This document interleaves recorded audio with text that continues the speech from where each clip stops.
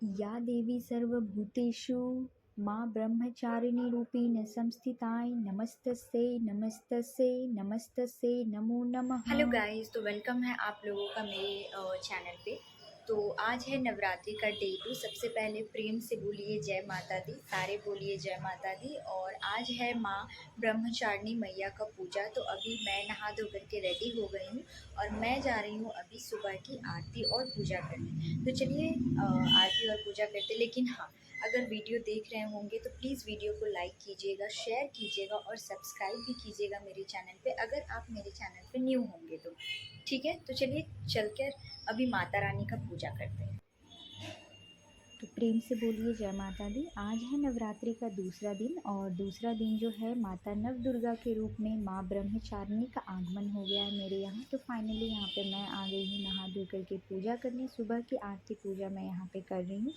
आप लोग मेरी माता रानी से मिल सकते हैं। तो माता ब्रह्मचारिणी माँ के बारे में थोड़ा हम जानेंगे आगे, इनके हिस्ट्री के बारे में और इनका क्या मतलब इनको क्या क्या चीज़ें पसंद है। तो जैसे कि माता रानी को मैंने पिछले वाले ब्लॉग में भी बताया था कि गुड़हल यानी कि अड़हुल हाइबिस्कस का फूल, और ब्रह्मचारिणी माता रानी को गुड़हल और कमल का फूल यानी कि लोटस एंड हाइबिस्कस फ्लावर उनका फेवरेट है। तो आप उन्हें ये फूल अर्पित कर सकते हैं। मैंने वैसे गुड़हल का माला बना करके माता रानी को अर्पित किया था, क्योंकि माता रानी का सबसे ज़्यादा जो पसंदीदा फूल है वो गुड़हल है।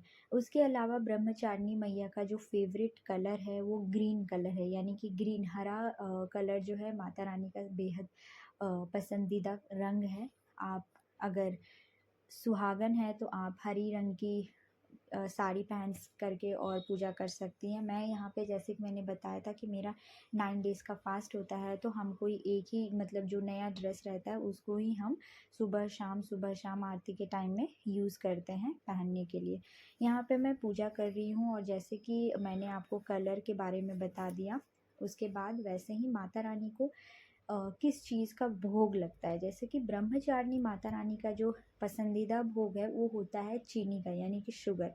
चीनी या मिश्री जो है माता रानी को काफ़ी ज़्यादा बेहद पसंद है। तो इस दिन यानी कि नवरात्रि के दूसरे दिन में माता रानी को हम चीनी या मिश्री का भोग लगा सकते हैं। उसके अलावा आप पंचामृत का भी भोग लगा सकते हैं, कोई उसमें परेशानी नहीं है। माता रानी इससे बहुत ज़्यादा खुश हो जाती है। तो यहाँ पे मैं पूजा वगैरह कर ली, पाठ भी कर लिया, सप्तशती का पाठ किया, दुर्गा चालीसा पढ़ा। उसके बाद अभी मैं आरती कर रही हूँ। सुबह का टाइम है तो सब लोग आरती में नहीं जुट पाते हैं, तो यहाँ पे मैं अकेले ही आरती कर रही हूँ। आरती में पहले मैं दुर्गा माँ का आरती, फिर काली माँ का आरती, गायत्री माता की आरती और गुरु भगवान का आरती, सारा कुछ गाने के बाद जो है मैं पूजा को संपन्न करती हूँ। धूप अगरबत्ती कपूर वगैरह दिखा करके, इवन लोबान माता रानी के टाइम मतलब नवरात्रि का जो 9 दिन होता है ना, उस टाइम लोबान भी आप अपने घर में दिखा सकते हैं। उससे क्या होता है कि आपके घर में पॉजिटिव वाइब्स आता है, सकारात्मक ऊर्जा उत्पन्न होता है। जितने भी आपके घर में नकारात्मक चीज़ें हैं वो बाहर जाती है, क्योंकि वो जो लोबान का जो धुआं होता है उससे मतलब सारा जो आपको मतलब फ़र्स्ट ऑफ़ ऑल तो पूरा पॉजिटिव वाइब्स बन जाता है घर में और बहुत अच्छा भी लगता है। सुगंध भी इतनी अच्छी खुशबू आती है। उसके अलावा कपूर जब आप दिखाते हैं तो कपूर से भी क्या होता है कि आपके घर की जितनी भी नकारात्मक ऊर्जाएं हैं वो बाहर चली जाती है और सकारात्मक ऊर्जा आपके घर में स्थिर हो जाती है, जिससे आपके घर में परिवार में खुशहाली खुशहाली रहती है। तो यहाँ पे मैं कपूर का आरती कर रही हूँ। आरती वगैरह करने के बाद फिर मैं क्षमा याचना, यानी कि कभी भी कोई भी आप पूजा कीजिए, सिर्फ 9 दिन की नवरात्रि की बात नहीं है, कभी भी डेली भी अगर आप पूजा कर रहे हैं 5 मिनट 10 मिनट 15 मिनट टाइम निकाल करके, तो क्षमा याचना ज़रूर हमें होना चाहिए माता रानी के सामने, सारे भगवान जी के सामने, क्योंकि हम इंसान हैं और इंसान से गलती हो जाती है। तो क्षमा याचना इसलिए क्योंकि अगर हमसे गलती हो भी गया तो माता रानी या भगवान जी जो है हमें उस चीज़ के लिए माफ़ करें। अगर आप नवरात्रि के टाइम में क्षमा याचना कर रहे हैं तो सप्तशती पाठ का जो बुक है उसके अंतिम पेज में एक क्षमा याचना करके बहुत अच्छा पाठ है जिसे आप पढ़ सकते हैं। उसमें बहुत अच्छे से लिखा हुआ है कि हे जगदम्बा, मैं तुम्हारी शरण में आई हूँ।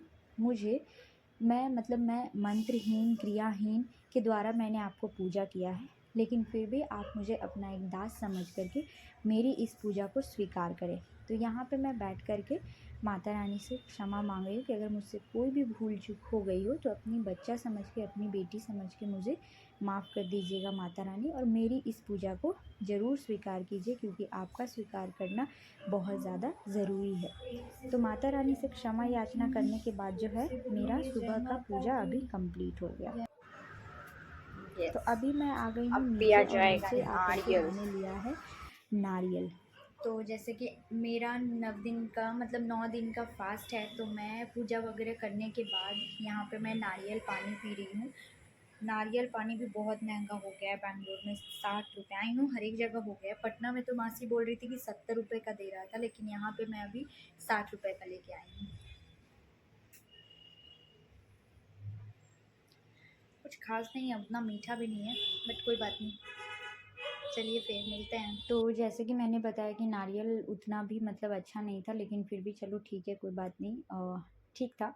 उसके बाद मैं आ गई हूँ, दोपहर का टाइम था, 3 बजे मैं आ गई हूँ चाय बनाने, क्योंकि मेरा सर बहुत ज़्यादा दर्द कर रहा था। सुबह से मैंने चाय नहीं पी रखी थी, तो मैं यहाँ पे चाय बनाने आई हूँ।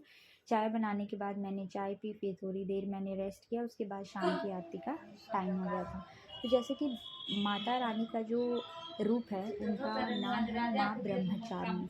तो यहाँ पे मैं आपको बताना चाहूँगी कि ब्रह्म और चारिणी का अर्थ क्या होता है और कैसे इनका नाम ये पड़ा।